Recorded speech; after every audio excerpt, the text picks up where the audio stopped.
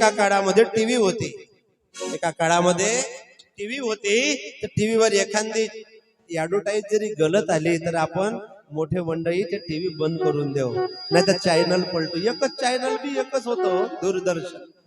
Channel बी किती होतं? एकच होतं, दूरदर्शन. दुरून दर्शन होतं, तरी पण लोक चांगले होते. आता मोबाईलच्या जवळून दर्शन आहे.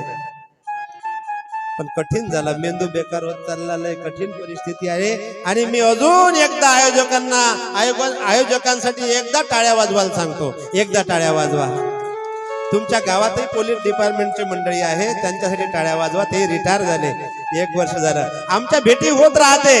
तर घोडे महाराज तुमच्या संग मी राष्ट्रीय प्रबोधनकार आहे. मी कोणाला अंधश्रद्धा शिकवण्यासाठी कीर्तनकार नाही झालो.